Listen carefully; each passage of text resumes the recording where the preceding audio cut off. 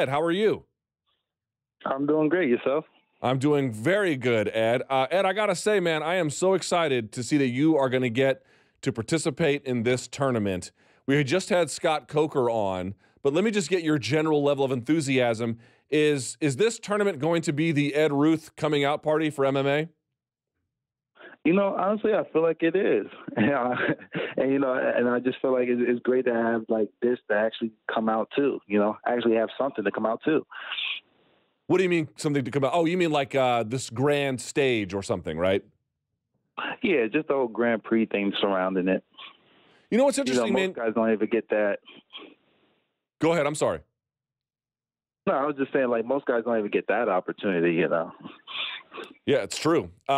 Your career is so interesting, right? You have been really slow rolling it inside MMA.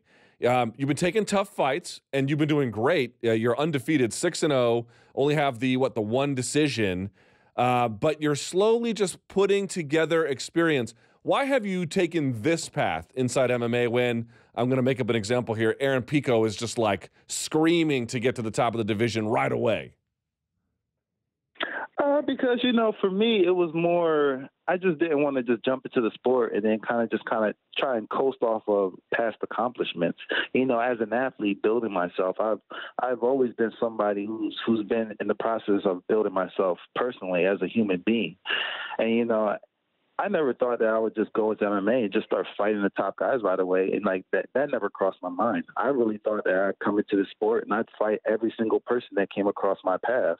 And then I become the best fighter, and I took the same mindset in the wrestling and I took that in the fighting, and that's how my career has kind of been going, and I really wouldn't rather see any other path.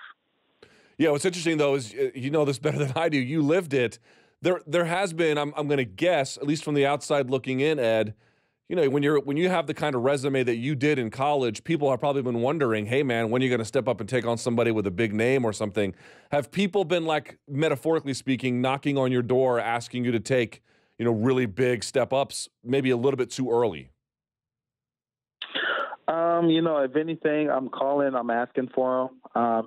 Even if it's if they're telling me to fight somebody that's a big step up for me, anything that comes on the table, I'm taking the offers. Any opportunity, I'm taking the offers, And I never really felt like they were just kind of pushing me too forward. Never felt like there's too much experience that you can get too soon. If anything, if you meet somebody too soon, I just took it as a chance to kind of learn something a little bit better, But as far as I've seen thus far, everybody I've kind of come across the path, they just been adding more to my repertoire. So let's talk about this matchup, Neiman Gracie. I really like this matchup for you. I think for fans who want to see you get tested, he can offer that. He's a veteran. He's been around. He's got a lot of mat time. He's obviously got a specialization. And yet at the same time, this whole tournament, if you look at it the right way, could be potentially winnable for you. What is it about this matchup? Like, size him up for me, and how do you feel about this pairing inside the quarterfinals? I feel like it's a good matchup too. I think we're gonna have I just expect to see us doing a little bit on the feet, but honestly, I do see him trying to take it to the mat, trying to just take me down, trying to submit me, trying to maybe get a leg submission, catch me sleeping on the mat or something like that. So I feel like it's a good matchup, but I'm a guy who like to be on the feet, and I feel like this match is gonna stay on his feet. Yeah, and again, your record speaks to that. You got the KOs, the TKOs. When did you realize you really, A, like to strike, and B, that it was something you could get really good at?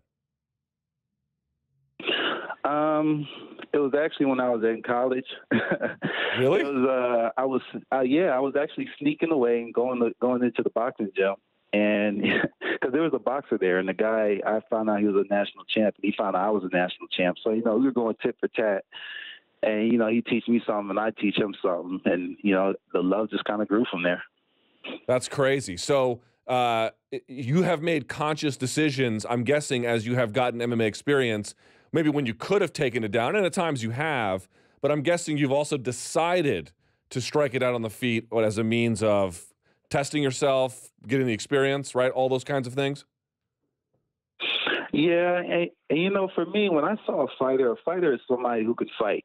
You know, they're on their feet, they're on the ground. You know, and you know, I always wanted to be a complete fighter, and you know, I always wanted to show people I don't need to rely on my wrestling. My wrestling, if anything, is just is just something that I fall back on. That's just my safety net. But if anything, I have more tools that you need to worry about.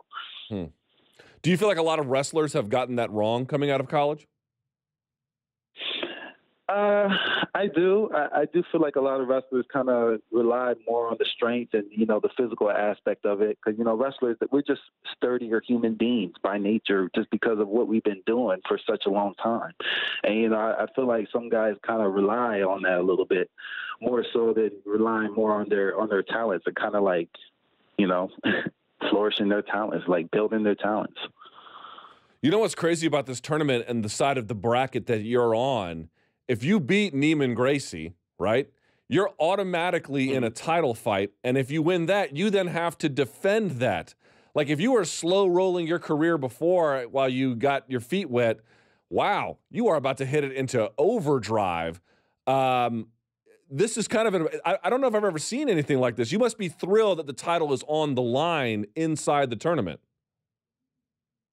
Yeah, of course. You know, if anything, I'm so happy it's there. You know, that was like the biggest reason why anybody wanted to be in this Grand Prix. And, you know, and the fact that I get to fight for it the second match, you know, it like that part alone, like if I don't think about it, you know, I'm fine. But sometimes when I do think about it, it just blows my mind. So that would mean your 8th professional fight, you would be fighting for a title. Do you expect it'll be Rory MacDonald? I hope it is. You know, I'm not running from anybody. You know, if anything, if you take the title, you better take it from the champion if you want to see yourself as the champion. And these 6 fights you've had that you have slow rolled, as I mentioned, for folks who may not realize, you fought in Budapest. You fought back in, well, right outside Happy Valley, right, in University Park, Uncasville, Florence, Italy. Each fight, could you feel yourself gaining the requisite experience you needed to tell yourself, okay, I'm headed in the right direction, everything is coming together the way it should be? Yeah, definitely. You know, every time I would go out there, you know, and then I would come back home into the gym. It was just like I would go back and watch the fight, and I was just like, I wanted to see more of this. Or, you know, like, okay, that's why I won. Or, you know, this, I could have lost because of this. And, you know, every single fight, like, as soon as I get back at the gym, I'm just like, okay, I better start sparring. You know, you know, every fight, like, taught me something. What did you learn from the last one where you won by TK over Andy Morad, for example? Oh, man. Sometimes I don't want to give out all my technical faults. But, you know, some of the things I saw, you know, I just want to see myself with my hands a little bit higher. You know, I want to move my feet a little bit more. I've always been very hard on myself. And, you know, especially when it comes to your career, you got to be your own coach. I was about to say, have you ever had to convince a coach, like, okay, yes, coach, I know I can wrestle. Please don't make me rely upon that. Have you ever had to, like, defy a coach in that way?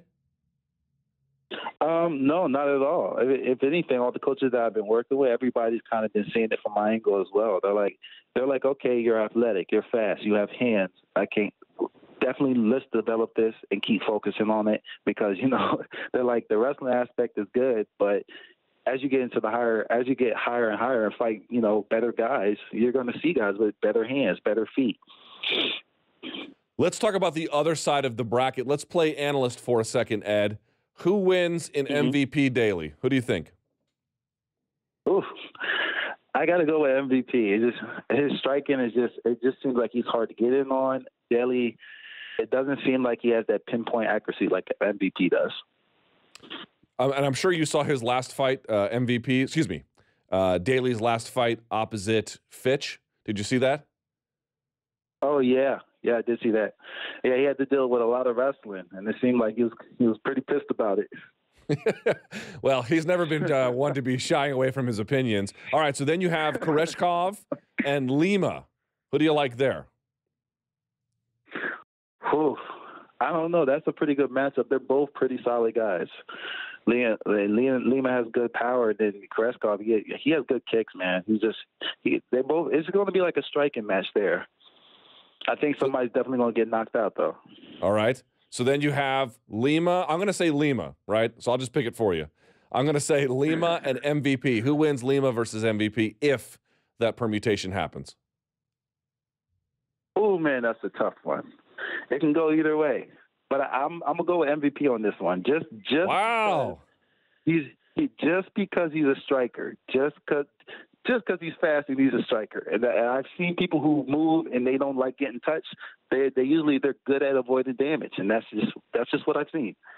So it sounds like in your mind, and this is not a crazy thought at all, that for the Bellator welterweight tournament final, it'll be champion Ed Ruth versus MVP, huh? You know, in a dream world, which I'm trying to make possible, yes, that would be it. That's crazy. Now, I know you competed in the was it the Worlds or the 2017 Pan Ams in the gi? It was actually the 2017 and the 2016. In the gi, right? Are you going to do that? Yeah. Going forward still? Oh yeah, of course. You know, I just been taking a little break from jiu-jitsu just because, you know, I've really been focusing on the striking acumen of the fighting. But, you know, I always wanted to go back to the competing. I was trying to do, you know, I was even trying to go back and do no-gi, you know, some no-gi worlds, trying to see if I can get some medals in that. Do you like the gi? I will be honest with you. I do not like the gi. It slows me down a lot, and it makes it very difficult to, like, submit people. For me, just because I'm a wrestler, I'm not used to having so much fabric on. But, you know, I like it because it's challenging, and it makes me think more. And it's like, okay, I can't slide with this crappy technique. I got to actually know the technique. And by the way, before we let you go, do you still keep in touch with some of the wrestlers out in Penn State still? Every once in a while, I reach out, you know, say hi to one of the guys, you know, congratulate them if they win a title, and you know they've been winning quite a few. I was about to say, here's my last question. You know, we talk about sports dynasties, right? Tom Brady and the Patriots, or you know, you pick one. Seems to me like Cael Sanderson's run with Penn State, in no small part because of what you did. I think you had Bo Nickel win last year, David Taylor, the whole nine. Is that one of sports great dynasties? I gotta say it is. You know, yeah, I gotta say it is, especially for wrestling. Exactly, big time for wrestling. It just doesn't get brought up, and I'm like, these guys are doing something pretty special. All right. Ed, I cannot wait to see your Neiman Gracie fight. I don't know what's going to happen in this tournament, but I have had my eye on your rise in mixed martial arts, and I'm curious to see where it goes from here. Thank you for spending some time with us. We really appreciate it. Hey, no problem, man. Thanks for having me on here.